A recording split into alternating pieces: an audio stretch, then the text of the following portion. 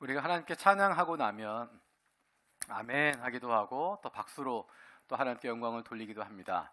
성가대가 찬양하고 나면 갈등하시는 부분들이 보여요. 그래서 어떤 분들은 아멘 하고 싶은데 괜히 아멘 했다가 혼날까봐, 또 정말 하나님께 영광의 박수를 돌리고 싶은데 그렇게 했다가는 성가대가 시험에 들까봐 안 하시는 분 계신 것 같습니다.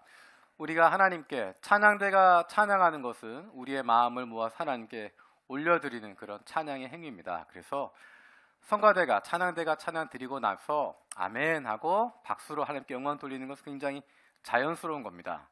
우리 같이 한번 해볼까요? 아멘.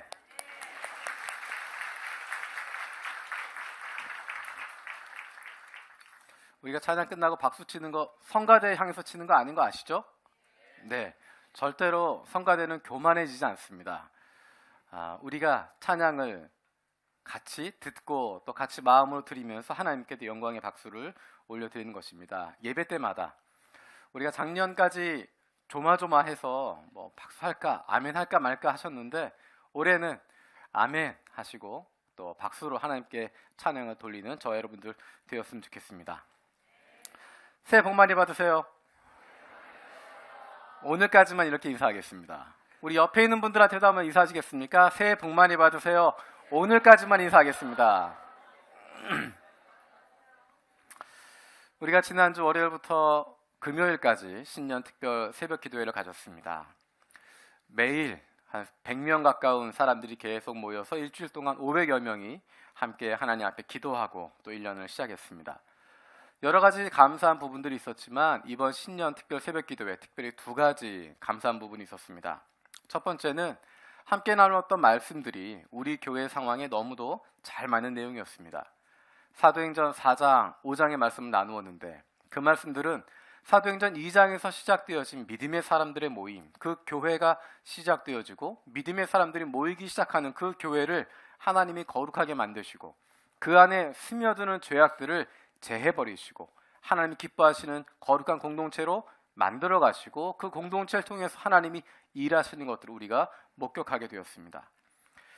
두 번째로 감사했던 것은 사랑과 배려가 담겨져 있는 맛있는 아침을 풍성하게 먹을 수 있었다는 것입니다. 기도가 마친 후에 개인 기도하고 나면 빵 굽는 냄새 때문에 더 이상 기도할 수 없도록 그냥 내려가서 빵 먹고 커피 마시고 같이 우유 마시고 교제하고 함께 이야기 나누고 축복하면서 하루를 시작할 수 있었습니다. 지난주에 말씀드릴 때 예산 따로 없다고 이야기했고 담당할 사람도 없다고 이야기해놓고 그럼에도 불구하고 우리 모두가 배부르게 먹을 거다라고 이야기했는데 많은 분들이 월요일에 빵을 가져오시고 또 그 다음에도 이어서 계속 섬겨주셔서 모두가 배부르게 풍성하게 먹을 수 있었습니다. 빵과 커피, 우유, 주스, 게다가 죽이 나오는 날도 있었고 샐러드가 나오는 날도 있었고 자발적인 섬김과 감사함으로 너무너무 좋았습니다. 그리고 아침 식사를 위해서 헌금해 주신 분들도 여러분 계셨습니다. 한국부, 일본부, 중국부에서 아침 식사 헌금을 해주셨습니다. 근데 워낙에 빵을 많이 가져와서 빵을 사거나 다른 것 살 일이 거의 없었습니다. 종이컵이나 이제 그런 것들 조금 구입하느라고 일부를 썼을 뿐입니다. 그래서 25,000엔 헌금이 아침 식사 헌금이 들어왔는데 그 중에 23,149엔이 남았습니다. 그래서 이 헌금을 청년부가 매주 하고 있는 홈리스 도시락 사역에 헌금하기로 했습니다. 청년부가 한 달에 한 번 빼고 매주마다 홈리스 도시락 사역을 하고 있습니다. 그래서 거기에 헌금을 하기로 했고요. 혹시 여러분 가운데 마음이 있으신 분들은 그 모임에 같이 참여하셔서 여러 가지 모습으로 도와주시면 좋을 것 같습니다. 홈리스 사역 위해서 헌금하실 뿐만 아니라 그 사역 돕고 있는 청년들을 위해서 커피 한 잔, 음료수 한 잔이라도 섬겨주시면 큰 힘이 될 것 같습니다. 마음이 있으신 분들은 사역자들에게, 특별히 청년부 담당하시는 사역자들에게 상담하셔서 날짜 잡으시고 계획을 잡아서 하시면 되겠습니다. 여러분이 그렇게 섬겨주실 것을 믿고 저도 여러분에게 선물을 드리겠습니다. 첫 번째 선물은 무엇이냐면 이번 주 수요일에 극단 증언에 빈방이 있으니까 연극입니다. 편안한 마음으로 오셔서 보실 수 있고요. 제가 지난주에 광고를 못 드렸는데 이 연극은 7세 미만의 아이들도 올 수 있습니다. 어린아이들이 와서도 재밌게 볼 수 있고요. 그 내용 자체가 어린아이들에게도 전달되어지는 것이기 때문에 아이들 데려오셔도 괜찮습니다. 혹시 여러분 생각에 우리 아이는 좀 나를 닮아서 유별나서 좀 시끄러울 수도 있다, 산만하게 만들어서 앞에서 공연하는 배우들이 막 공연을 못할 정도로 힘들 수도 있다, 괜찮습니다. 공연하러 오시는 분들은 한국에서 계속 프로로 하시는 분들이시고 워낙에 잘 단련된 분들이셔서 앞에서 무슨 난리가 나도 아무 상관없이 편안하게 진행할 수 있습니다. 오히려 그 시간 통화에서 아이들과 같이 이야기 나눌 수 있는 기회가 되어지고 신앙을 나눌 수 있는, 같이 기도할 수 있는 좋은 기회가 될 것 같습니다. 여러분들 자녀들, 아이들 많이 초청해 주셔서 함께 이 자리에서 연극 통해서 더 큰 은혜 받을 수 있는 시간 되었으면 좋겠습니다. 두 번째 선물은 다음 주 월요일부터 수요일까지 있는 이창수 목사님 말씀 집회 저녁 8시부터 시작하게 됩니다. 기도하는 마음으로, 편안한 마음으로 오셔서 많은 은혜 받을 수 있는 시간 되길 바랍니다. 여러분 표정 보니까 그걸로 만족하지 못하는 것 같아서 하나 더 준비했습니다. 다음 주부터 자치회 나눔을 위한 나눔 교재가 나가게 될 겁니다. 그 주일에 했던 설교 본문을 가지고 그 가운데 나눌 질문들 만들게 되어지고 같이 이야기를 나누고 교제할 수 있도록, 그래서 그날의 설교 내용을 가지고 성경 공부할 수 있는, 나눔할 수 있는 교재가 다음 주부터 나가게 됩니다. 여러분들 각 자치회 모임, 또 모임 장소, 시간 미리 확인하시고 준비하셔서 다음 주부터 그 교재 가지고 나누는 부분들 은혜 가운데 나눌 수 있었으면 좋겠습니다. 여러분들이 기도하시면서 기대하시면서 준비해 주시면 감사하겠습니다. 네, 이제 설교 시작해도 될 것 같습니다. 예수님께서 사람들 만나실 때 처음 하시는 행동들을 보면 정말 탁월합니다. 심리학적인 측면에서 봐도, 상담적인 측면에서 봐도, 교육학적인 측면에서 봐도, 어떤 면에서 보더라도 예수님의 첫 행동, 첫 대화, 첫 모습들은 굉장히 탁월하다는 생각을 하게 됩니다. 어떤 사람에겐 굉장히 부드럽게 다가가십니다. 어떤 사람에겐 굉장히 강하게 말씀을 하십니다. 어떤 사람에게 전곡을 찌르듯이 말씀하기도 하고, 어떤 사람은 천천히 이야기를 이끌어 가시기도 합니다. 그런데 그런 접근 방법들이 각 사람의 가장 잘 맞고 있다는 것입니다. 그 사람 한 사람들에게 가장 적절한 방식으로 예수님께서 만나고 대화하고 계십니다. 예를 들어 보면 누가복음 7장에 보면 나인성 과부의 이야기가 나옵니다. 예수님께서 성문 곁에 가셨을 때 사람들이 한 죽은 사람을 메고 옵니다. 그 죽은 사람은 그 어머니의 외아들이었고 그 여자는 과부였습니다. 하나밖에 없는, 남편도 없어서 그 아들만 의지하고 있었는데 그 아들마저 세상을 떠나버린 그 깊은 슬픔 가운데 그 상여를 따라가고 있습니다. 근데 그 성에 많은 사람들이 이 여자와 함께 따라가고 있었습니다. 주님께서 이 여인을 보시고 가엾게 여기시면서 말씀하십니다.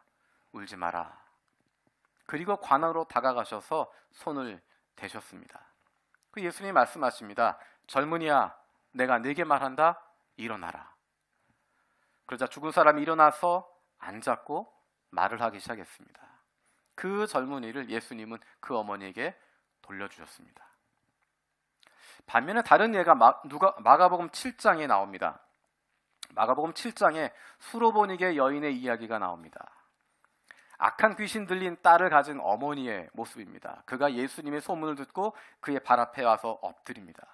이 여자는 그리스 사람이었습니다. 수로보니게라고 하는 지역 출생인데 자기 딸에게 귀신이 들렸기 때문에 예수님께 와서 간절하게 간청합니다. 근데 예수님이 그 여인에게 이렇게 말씀하십니다. 자녀들을 먼저 배불리 먹여야 한다. 자녀들이 먹을 빵을 집어서 개들에게 던져주는 것이 옳지 않다. 그러자 이 여인이 이야기합니다. 주님, 그렇지만 상 아래에 있는 개들도 자녀들이 흘리는 부스러기는 얻어먹습니다. 그때 예수님께서 이 여인에게 말씀하십니다. 네가 그렇게 말하였으니 돌아가라. 귀신이 내 딸에게서 나갔다. 이 여인이 돌아가 보니 그 딸이 아이가 침대에 누워 있었고 이미 귀신이 나가 있더라라고 이야기하고 있습니다. 한 가지 더 살펴보면 마가복음 10장에 보면 재물 많은 청년의 이야기가 나옵니다. 이 이야기는 마태복음, 마가복음, 누가복음에 모두 등장하는 중요한 인물의 이야기입니다. 어떤 곳에서는 젊은 청년으로, 어떤 곳에서는 젊은 관원으로, 젊은 부자라고 이야기하고 있습니다. 공통적인 것은 이 사람은 젊었고 재물도 있었고 관원으로 명예도 가지고 있었던, 권한도 가지고 있던 사람입니다. 거기에다가 영생에 대한 관심을 가지고 있었습니다. 예수님께 나와서 무릎 꿇을 수 있는, 선한 선생님이여라고 부를 수 있는, 어떻게 해야 영생을 얻겠습니까? 라고 이야기할 수 있는 영적인 관심까지도 가지고 있는 사람이었습니다. 예수님께서 그에게 이야기하십니다. 율법을 다 지켜 행해라. 이 청년이 기특한 이야기를 합니다. 그 모든 것 제가 어려서부터 다 지켜왔습니다. 마가복음 10장 21절에 예수님께서 이렇게 말씀하십니다.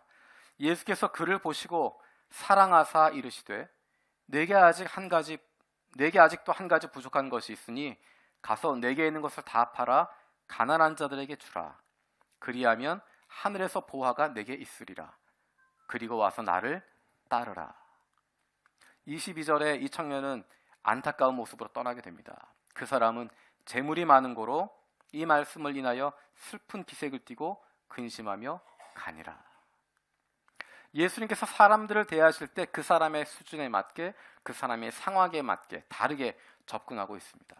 슬픔 가운데 빠져있는, 하나밖에 없는 외아들 잃어버려서 슬픔에 빠져있는 그 여인을 찾아가셔서는 그에게 울지 말라 말씀하시고 그 마음을 위로해 주셨습니다.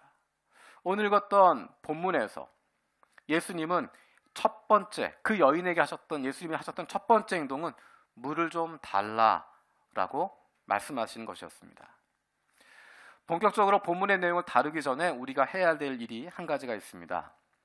우리가 가지고 있는 오해 또는 편견이 있습니다. 그것들을 정리를 좀 해야 될 것 같습니다. 왜냐하면 오늘부터 몇 주간에 걸쳐서 이 사마리아를 무대로 해서 사마리아 여인과의 대화를 같이 나누기 때문에 그것들을 방해할 수 있는 오해나 편견을 좀 우리가 치워야 할 것 같습니다. 첫 번째 정리해야 될 오해나 편견은 사마리아인에 대한 것입니다. 왜 유대인들이 사마리아인들을 미워했을까? 왜 그들을 적대시하고 멀리했을까? BC 721년 사마리아가 아수르에 의해서 멸망합니다.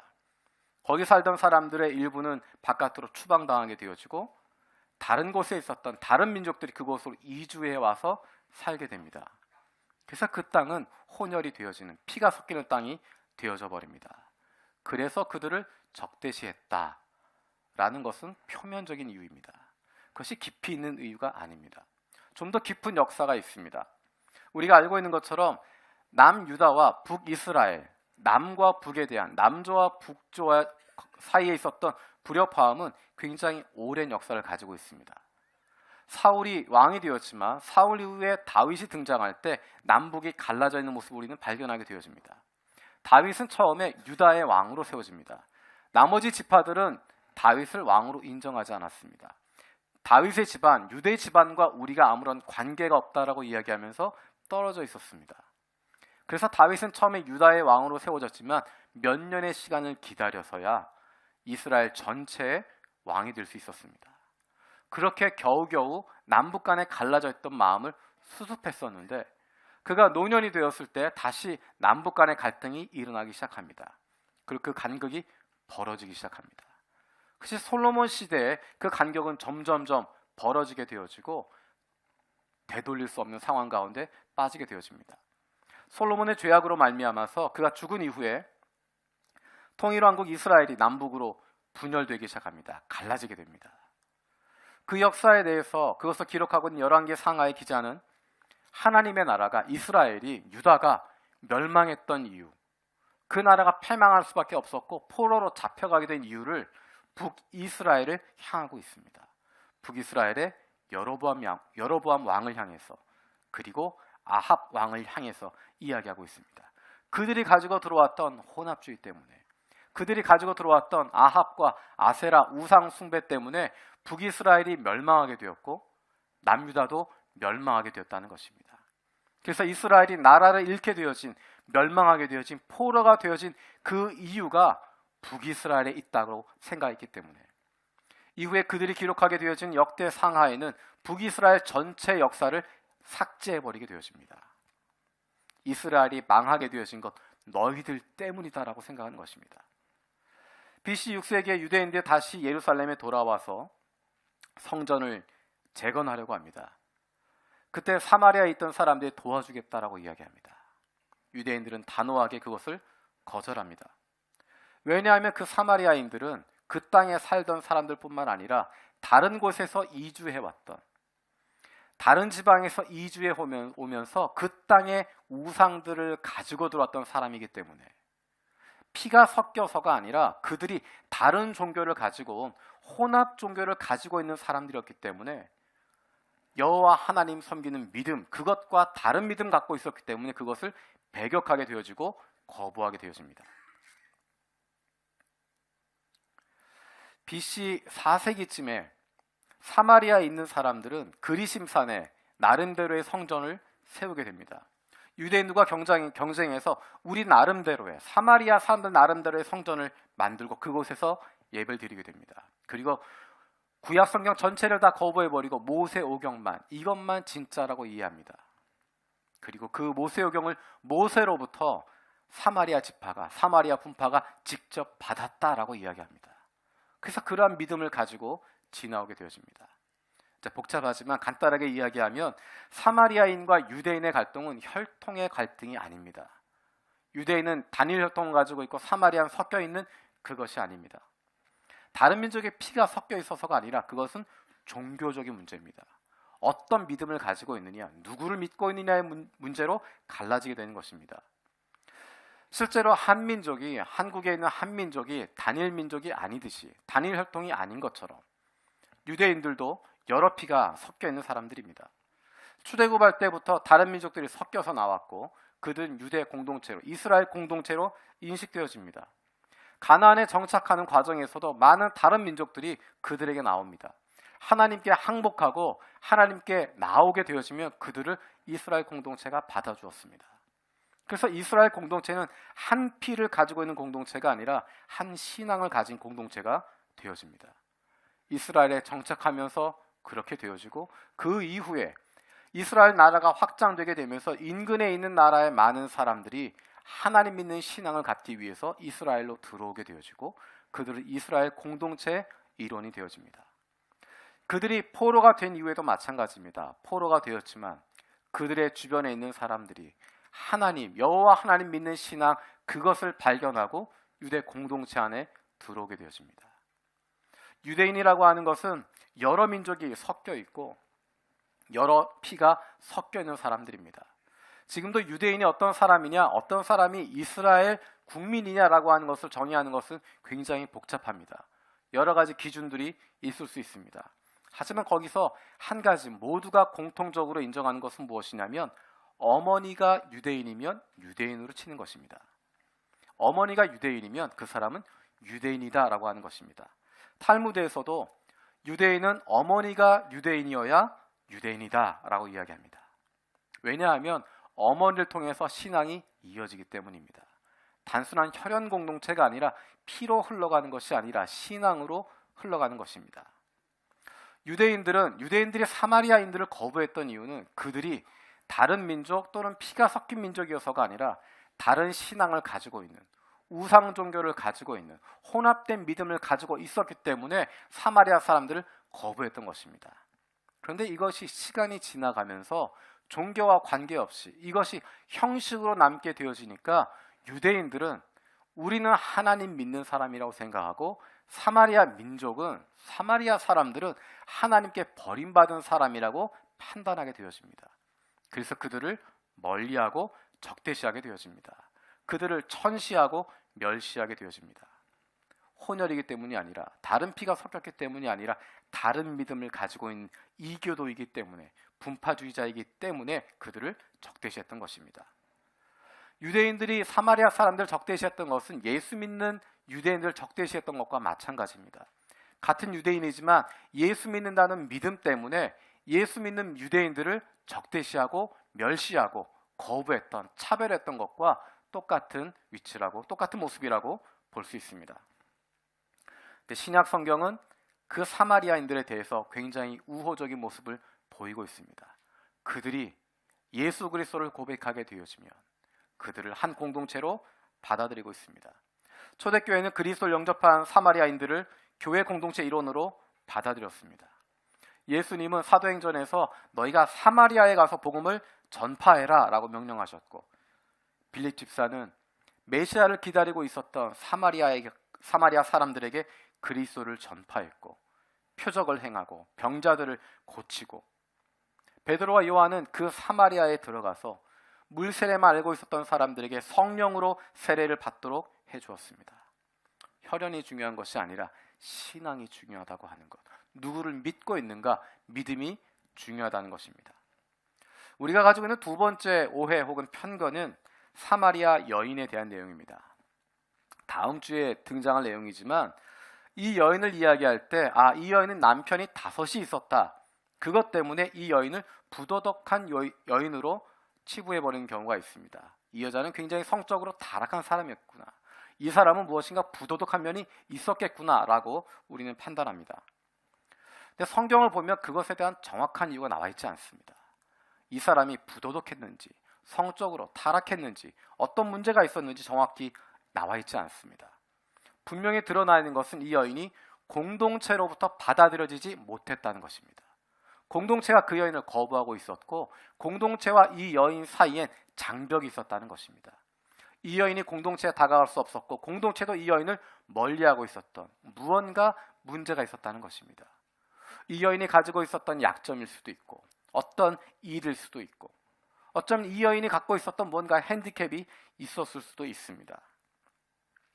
하지만 예수님은 그것을 개의치 않고 그 여인을 대하는 모습들을 보게 되어지는 것입니다.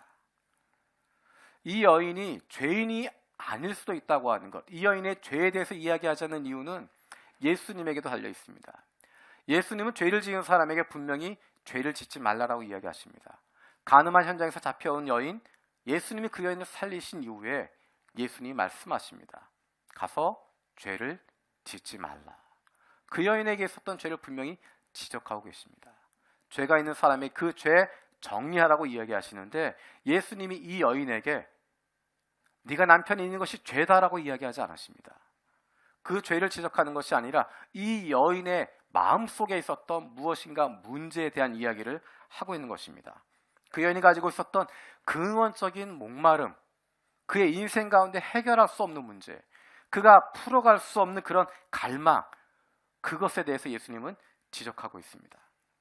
그것이 어떤 인간적인 약점이었는지, 어려움이었는지, 영적인 갈급함이었는지, 어쩌면 메시아를 기다린다고 이야기하지만 올바르게 깨닫지 못하고 있었던 모습, 잘못된 신앙을 가지고 있었던 사마리아인의 모습, 그로 인해서 오는 갈급함, 목마름, 채우지 못하는 갈망, 그것들에 대해서 불쌍히 여기시는 것입니다.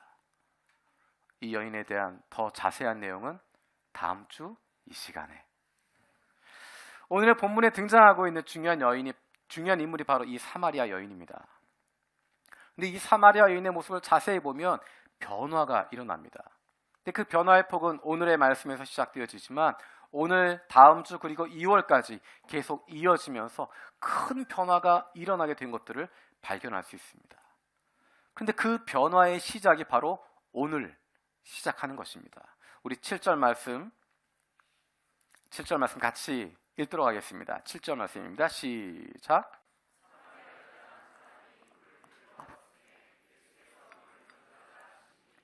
예수님께서 사마리아 여인에게 물을 좀 달라라고 이야기를 시작하십니다.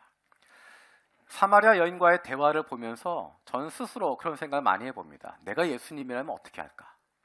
이게 마치 인내력을 테스트하는 것 같은, 성품 테스트하는 것 같은 느낌이 듭니다. 나라면 몇 단계까지 갈 수 있을까? 몇 단계 가서 못하겠다고 집어던질까? 그런 생각을 하게 됩니다. 여러분은 어떠실지 모르겠습니다. 자, 이 여인이 처음 이야기했던 대답이 9절입니다. 예수님께서 이 여인에게 물을 좀 달라라고 이야기하셨는데 이 여인이 대답했던 것 9절입니다. 같이 읽어보겠습니다. 9절입니다. 시작.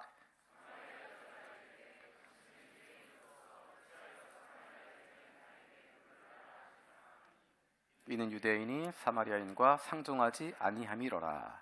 자, 예수님이 굉장히 점잖게 물을 좀 달라라고 이야기하셨습니다. 근데 이 여인의 대답은 무엇이냐면 당신은 유대인으로서 어찌하여 사마리아 여자인 나에게 물을 달라 하나이까? 이 어투는 우리가 좀 해석을 해볼 필요가 있습니다. 앞뒤 내용을 살펴보게 되었지만 이 어투가 예수님이 물을 달라 하시니까 너무도 감격해서 예수님, 어찌 저 같은 사람에게, 어찌 저 같은 사마리아 여인에게 물을 달라고 하시나이까? 성은이 만극하나이다.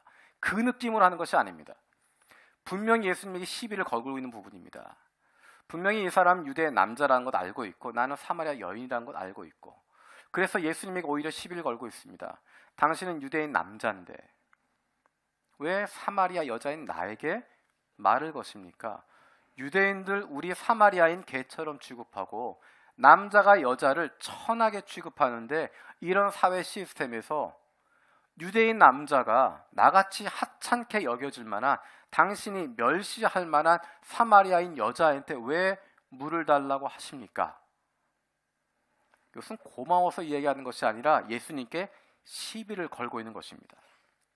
사마리아 사람들은 어떤 생각을 하고 있냐면 자신들이 참 이스라엘이라고, 참 이스라엘에 대한 하나님의 약속의 상속자라고 생각했습니다. 자신들이 모세오경을 모세로부터 직접 받아왔다라고 생각을 합니다. 그들이 가지고 있었던 신앙은 약간 틀어져 있었기 때문에 일정 부분 맞는 부분도 있지만 자기들에게 맞게 틀어놓은 부분들이 있습니다. 그래서 그것을 가지고 예수님께 시비를 걸고 있는 것입니다. 여러분이 하면 어떻게 하시겠습니까? 여기에 대해서 저 같으면 2단계부터는 흔들릴 것 같습니다. 처음에 물 좀 달라까지는 하겠지만 이렇게 딱 시비를 걸어오면 내가 땅을 파면 물이 나올 텐데 내가 너한테 물을 달라고 한 건 그만큼 너를 사랑하기 때문이고 그만큼 너를 배려하기 때문인데 어디서 이렇게 대답을 해? 얘기할 것 같은데 예수님은 꼭 참고 계십니다. 그 다음 단계로 이 여인이 대답하는 말은 더 힘든 이야기입니다. 우리 11절, 12절 읽어보겠습니다. 11절, 12절입니다. 시작.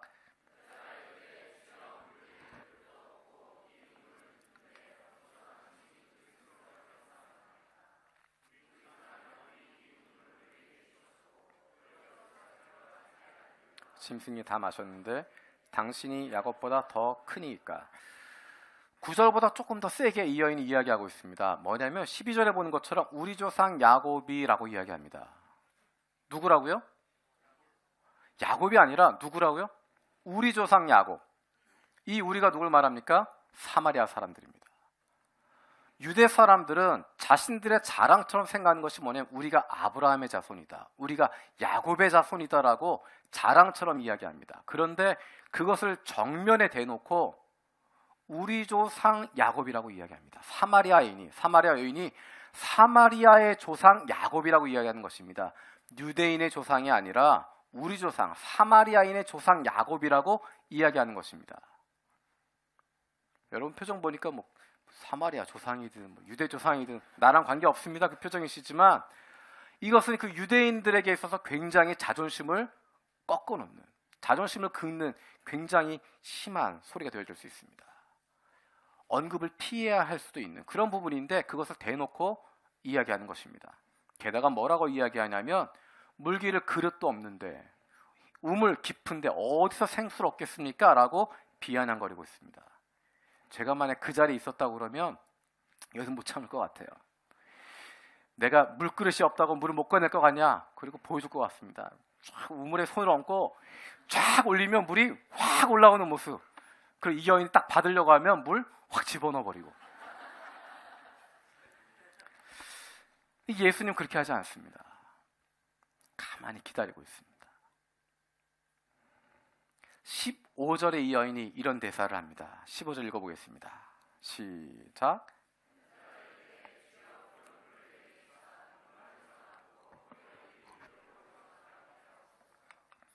이 대사는 처음에 9절이나 11절, 12절 할 때와는 약간 다른 뉘앙스가 있습니다. 이 대사에서는 무언가 마음이 흔들리는 부분이 보입니다. 사실 아직은 간절하게 예수님께 나와서 무릎 꿇고 제가 잘못했습니다, 제가 죽을 죄를 졌습니다 라고 이야기하는 그런 부분은 아닙니다. 그런 물이 있으면, 그런 생수가 있으면 내게 주십시오. 목마르지 않게 해주십시오. 또 다시 물길러 오지 않게 해주십시오라고 이야기합니다. 앞에 9절이나 11절, 12절에 비해서 굉장히 어투가 부드러워졌습니다. 굉장히 부드러워졌고 무언가 마음 한편에 흔들리는 부분이 있습니다. 지금까지는 분노로 가득 차 있었고 그동안 받았던 차별, 유대인으로부터 받았던 차별뿐만 아니라 동네 사람들에게 받았던 차별, 그것이 분노가 되어서 그것이 예수님께 분출되고 있었는데 이제 15절에 넘어가게 되어지면 이 여인의 모습이 달라집니다. 무언가 그 마음 한편에 흔들리는 부분이 있습니다. 그가 사용하는 단어들의 그 부분들이 나타나게 되어집니다. 예수님이 생수란 이야기를 하시고 목마르지 않을 거란 이야기를 하시고 영원히 그 안에서 솟아날 것이라고 이야기하시고 어쩌면 그것들이 이 여인의 마음속에 있었던 문제의 중심이었던 것 같습니다.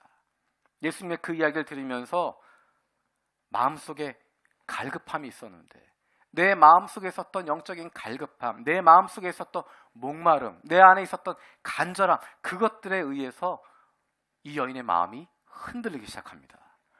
바로 이 여인의 마음이 흔들리기 시작하는 그 찰나 예수님이 그것을 놓치지 않으시고 결정적인 한마디를 던지십니다. 그 말에 의해서 이 여인은 완전히 흔들리게 되어집니다. 완전히 넘어지게 되어지고 그 여인의 마음을 예수님이 완전히 잡아버리게 됩니다. 자세한 내용은 다음 주 이 시간에. 자, 예수님이 굉장히 길게 대화를 하고 계세요. 우리가 아는 것처럼 예수님과 만나는 사람들의 대화가 그렇게 길지 않습니다. 일반적으로 서너 마디 왔다 갔다 하는 정도입니다. 내가 믿음이 있느냐? 예, 믿습니다. 나았다.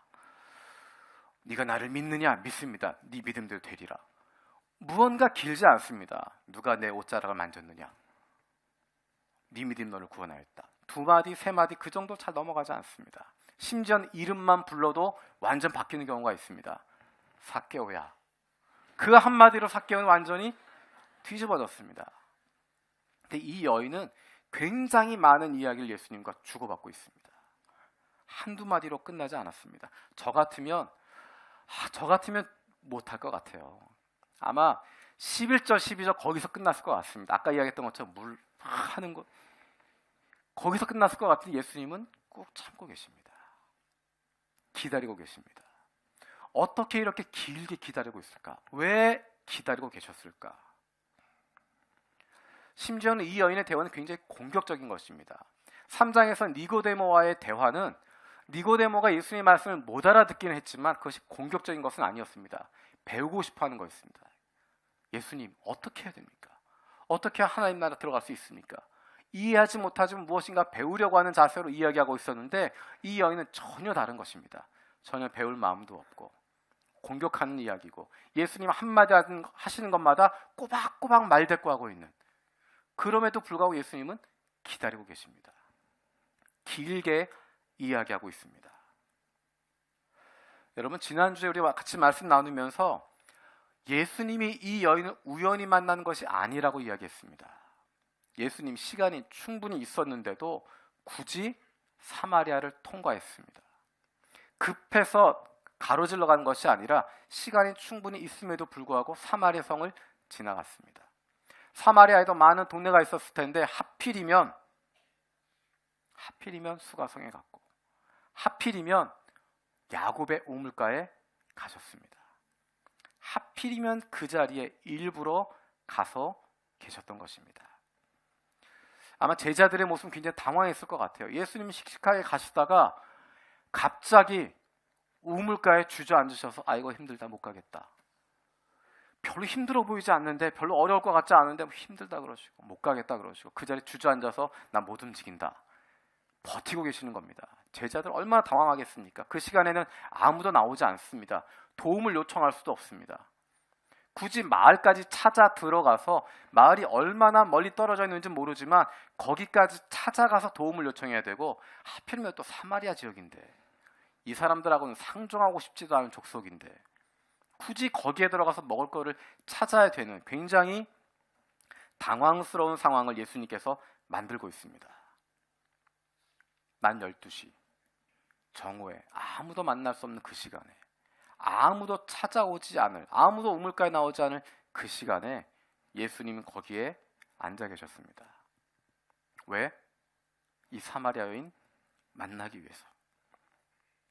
조금 전에 살펴보았던 누가복음 7장에 나인성에서 젊은 청년을 살리신 기적에서 눈에 띄는 문구가 하나 있습니다.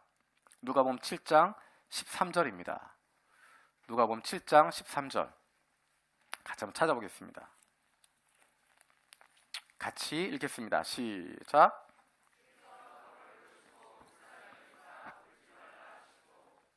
주께서 그를 보시고 불쌍히 여기사 울지 말라 하시고 라고 이야기합니다. 마가복음 10장에서 젊은 청년 관원을 만날 때도 비슷한 표현이 등장합니다. 마가복음 10장 21절 말씀 한번 찾아보겠습니다. 마가복음 10장 21절 같이 읽겠습니다. 시작. 예수께서 그를 보시고 사랑하사 이르시되 내게 아직도 한 가지 부족한 것이 있으니 가서 내게 있는 것을 다 팔아 가난한 자들에게 주라. 그리하면 하늘에서 보화가 내게 있으리라. 그리고 와서 나를 따르라 하시니. 불쌍히 여기시고 사랑하시고, 그것이 예수님께서 그 여인을 찾아가셨던 이유였고, 그 젊은 청년 관원에게 가장 소중한 이야기를, 그의 인생에 있어서 가장 큰 문제가 되어지는 것 무엇인지를 이야기하셨던 동기가 바로 그들을 불쌍히 여기시고 사랑하시는 것이었습니다. 왜 이 사마리아 여인이 그렇게 공격적인 말들을 하고 있었는데, 그렇게 인격을 모독하고 예수님을 모욕하는, 예수님에게 핀잔을 주게 되어지는 그런 상황임에도 불구하고 예수님이 참고 기다리실까? 그를 불쌍히 여기시고 사랑하시기 때문입니다. 그래서 그 변화가 일어나기를 기다리시는 것입니다. 기다리고 또 기다리고, 그냥 쫓아버릴 수도 있는데, 그냥 놓아버릴 수도 있는데, 그냥 보내버릴 수도 있는데 쫓아버리지 않으시고 보내놓지 않으시고 그냥 내버려 두지 않으시고, 사마리아 여인의 변화, 앞으로 우리가 발견하게 되어질 그 변화의 시작은 바로 여기서 시작하는 것입니다. 우리 7절 말씀, 요한복음 4장 7절 말씀 다시 한번 읽겠습니다. 시작.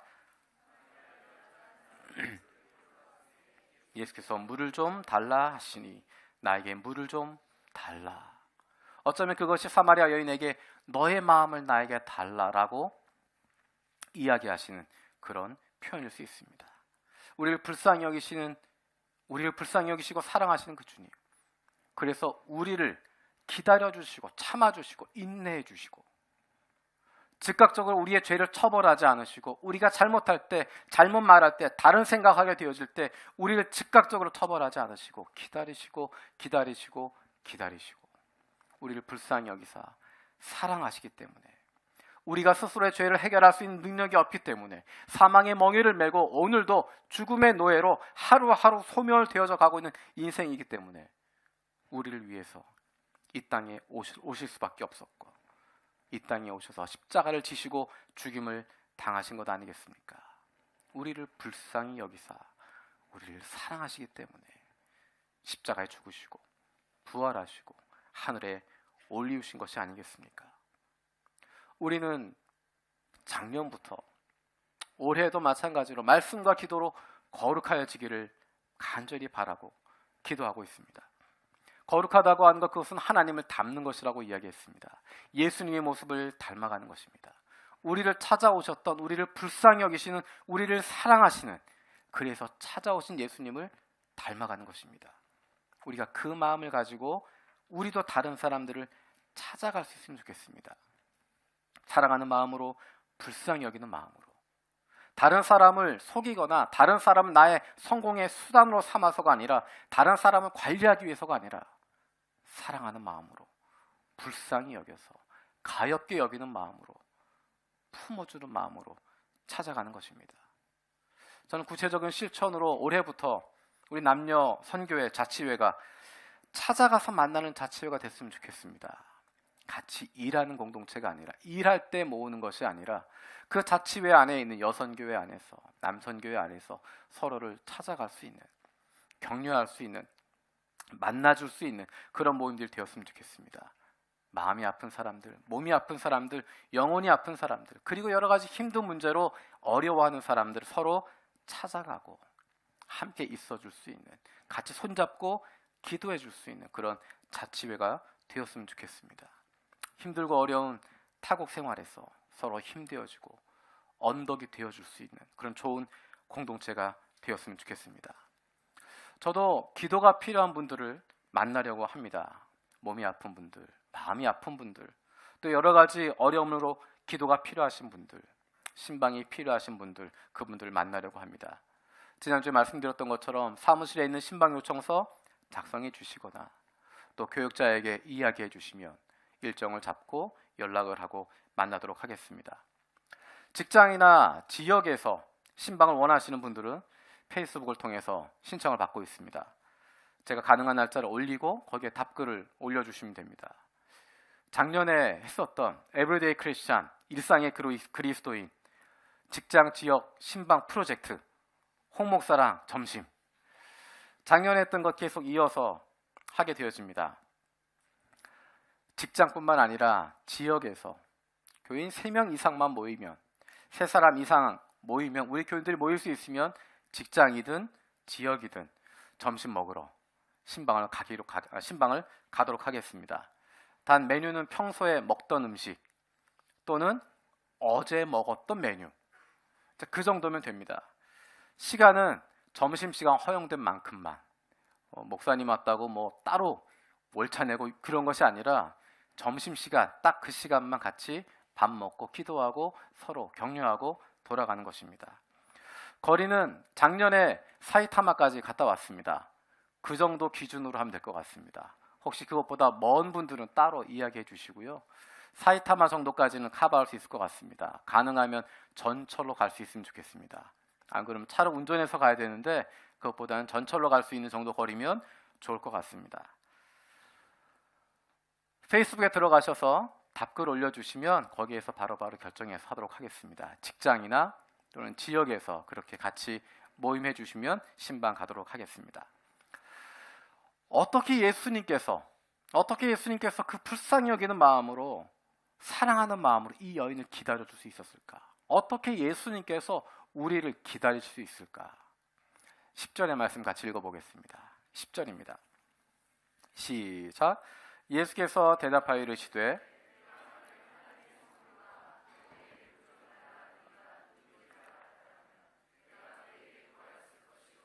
그가 생수를 내게 주었으리라.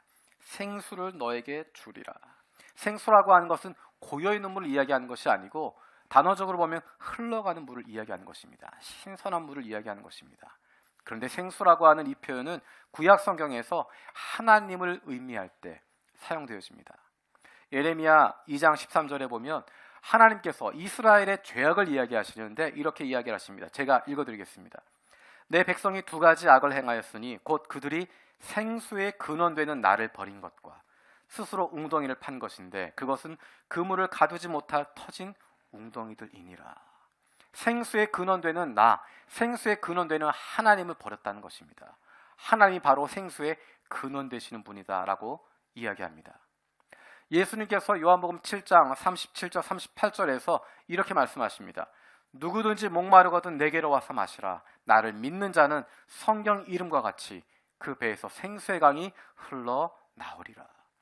예수님께서 내가 바로 생수의 근원이라고 이야기하시고 목마른 자들을 초청하셔서 목마르지 않도록 마시도록 초대하겠다라고 이야기하십니다. 이사야서 55장에서 이렇게 말씀하고 계십니다.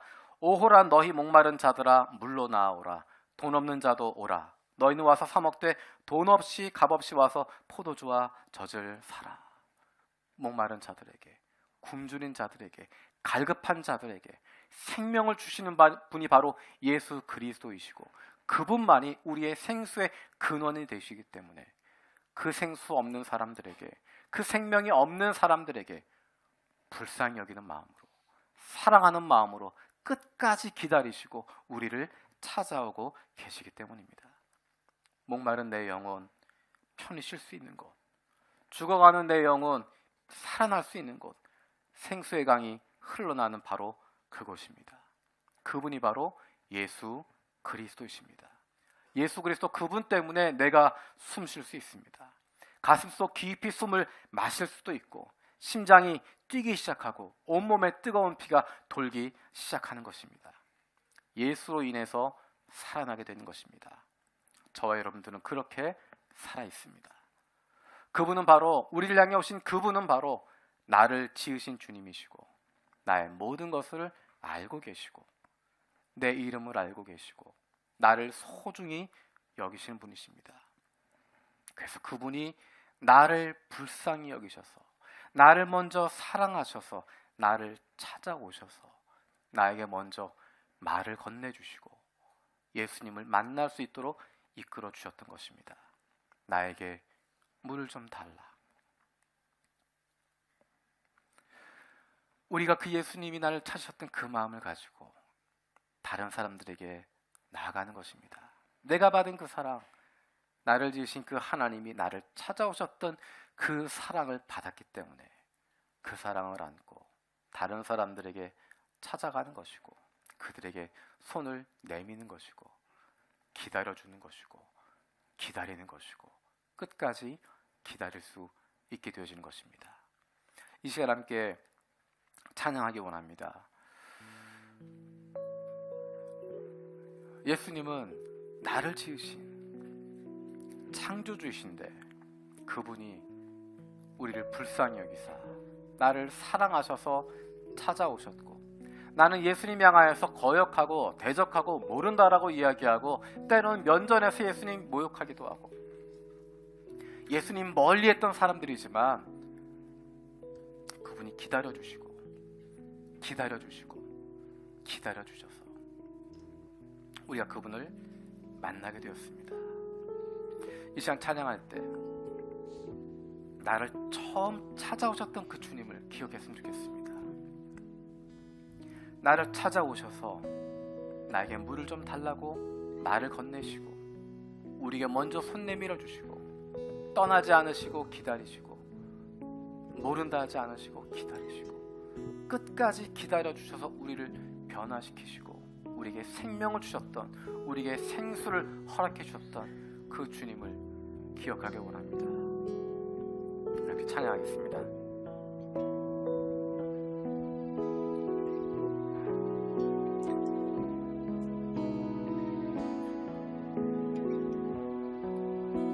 나를 지으신 주님, 나를 지으신 주님, 내 안에 계셔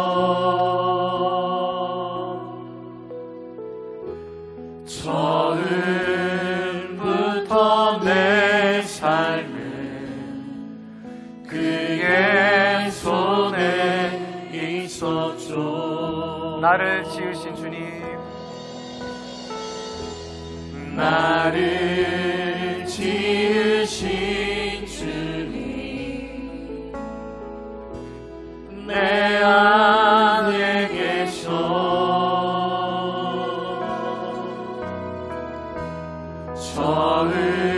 처음부터 내 삶은 그의 손에 있었죠. 내 이름 아시죠? 내 이름 아시죠. 내 모든 생각도 내 흐르는 눈물 그가 닦아주셨죠. 그는 내 아버지, 그는 내 아버지, 난 그의 소유. 내가 어딜 가든지 날 떠나지 않죠. 내 이름 아시죠? 내 이름 아시죠. 내 모든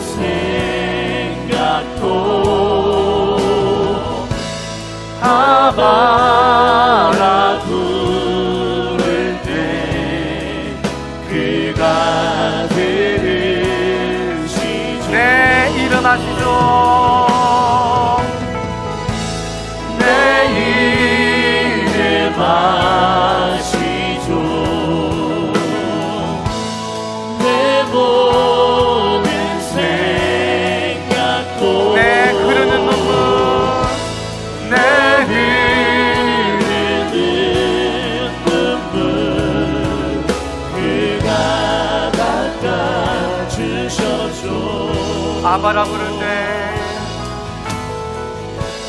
아바라 부를 때 그가 들으시죠.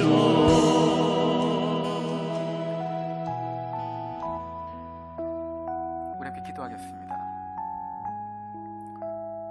하나님, 우리 그 여인 같은 사람들이었습니다.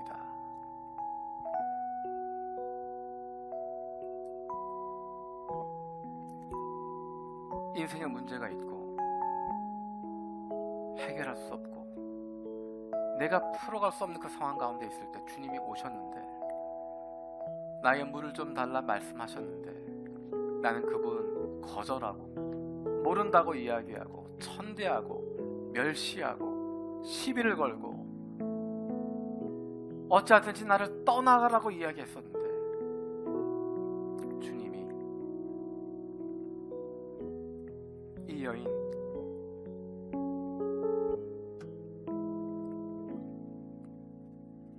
불쌍히 여기시고 사랑하셔서 떠나지 않으시고 물러나지 않으시고 그냥 보내지 않으시고 기다리시고 기다리시고 기다리셔서 우리가 예수님 만나게 되었고 우리가 생명을 얻게 되었고 우리가 생수의 근원 되신 하나님을 만남으로 말미암아 우리의 목마름과 갈급함, 우리의 죽음의 문제, 우리의 인생의 문제가 풀렸던 것 기억합니다. 하나님 이 시간 다시 한번 우리를 찾아오셔서 나에게 물을 좀 달라고 말씀하셨던 그 예수님을 만났던 그 순간을 기억하게 하여 주시고 그 은혜를 다시 한번 경험하게 하여 주시옵소서. 그렇게 예수님을 만났던 나를 불쌍히 여기시고 사랑하셔서 다가오셨던 그 예수님으로 말미암았던 기쁨이, 그 감사가, 그 은혜가 우리 가운데 다시 한번 회복되게 하여 주시고 그 사랑 가지고 그 마음 가지고 나도 하나님 맡겨주신 사람들 불쌍히 여기고 가엾게 여기고 사랑하는 마음으로 찾아가서 섬길 수 있게 하여 주시옵소서. 그 사람 기다리게 하시고 기다리게 하시고 기다리게 하여 주시옵소서. 우리 다 같이 기도하겠습니다. 아버지, 아버지 감사합니다. 기다리시고 기다리시고 기다리셔서 나이가 먼저 물을 좀 달라고 말씀하신 그 말 한마디로 시작하였습니다. 주님을 기다리시고 기다리시고 기다리시고 생수의 그런 대신 예수 그리스도 만나게 하시고 생수의 그런 대신 하나님 만나게 하시고 그러면 우리의 목마름과 우리의 갈급함과 우리의 모든 문제에 해결받게 하시고 우리의 죽음의 문제, 사망의 권세가 아래 있었던 그 문제, 죽음의 멍에에 있었던 것들, 죄를 가지고 있었던 것들 모든 것을 해결받게 하시고 구원 얻게 하시고 새로 생명 얻게 하시고 감사드립니다. 아버지는 주님이 기다리셨기 때문에 기다리고 기다리셨기 때문에 내가 구원받았음을 기억합니다. 나를 불쌍히 여기시고 사랑하셨기 때문에 구원받았음을 기억합니다. 하나님 그 감격이 우리 가운데 있게 하여 그 기쁨 우리 가운데 있게 하여 주시옵소서. 그 사랑 가지고 그 감격 가지고 그 마음 가지고 나아갔을 저들을 도와주시옵소서. 하나님 우리 교회가 그런 공동체 되게 하여 주시옵소서. 우리 남녀 선교회가 기다리고 공동체가 되게 하여 주시고 주님 닮아서 불쌍히 여기고 가엾게 여기고 사랑하는 마음으로 품을 때 도와주시고 찾아가게 하시고 손붙잡게 하여 주시고 주님의 사랑을 회복하여 주시는 믿음의 공동체 되도록 주님 하여 주시옵소서. 우리 가운데 주신 주님의 은혜를 기억하시고 그거 바라보게 하여 주시고 그 마음까지 놔두고 성령 하나님을 붙잡아 주옵소서. 함께 하여 주옵소서. 아버지 함께 하여 주옵소서.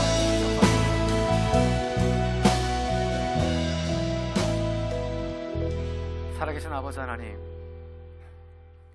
끝까지 주님 부인하고 모른다 하고 치받고 무시하고 멸시하고 그 안에 있는 분노 다 쏟아내고 있는 여인이었지만 예수님께서 이 여인에게 물을 좀 달라 먼저 다가오시고 그 이야기 다 들어주시고 기다리고 기다리셔서 드디어 이 여인이 생수의 근원 되신 예수 그리스도를 만나게 하신 은혜를 감사드립니다. 우리가 그렇게 예수님을 만났습니다.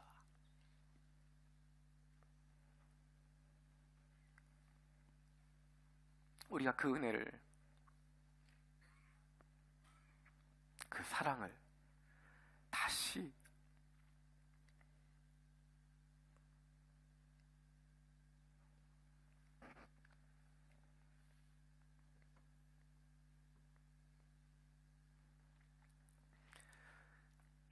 그 주님의 은혜와 사랑을 회복하게 하여 주시옵소서.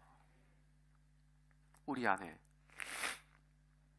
우리를 향하사 기다리셨던, 우리를 불쌍히 여기고 사랑하셔서 여기까지 찾아오셔서 내게까지 오셔서 나에게 물을 좀 달라고 손 내미셨던 그 주님의 사랑을 우리가 다시 한번 기억하게 해주시고, 그 은혜로 말미암아 주님이 주시는 구원의 기쁨이 회복되게 하시고, 그 은혜가 우리 가운데 넘치게 하여 주시옵소서. 그래서 그 주님을 닮아서 그 사랑을 가지고 우리도 주님 맡겨주신 사람들 불쌍히 여기고 가엾게 여기고 사랑하는 마음으로, 생수의 근원 되신 예수 그리스도 만나지 못해서 목마르고 갈망하고 갈급하고 있는 죽어가는 영혼들 향하여, 우리의 이웃 가운데 몸이 아프고 마음이 아프고 영혼이 아픈 사랑하는 영혼들 향하여 찾아가게 하시고 먼저 손 내밀게 하시고 그 손 붙잡고 기도해 줄 수 있는 은혜의 공동체 되게 하여 주시옵소서. 감사드리고 예수님의 이름으로 기도드립니다. 아멘.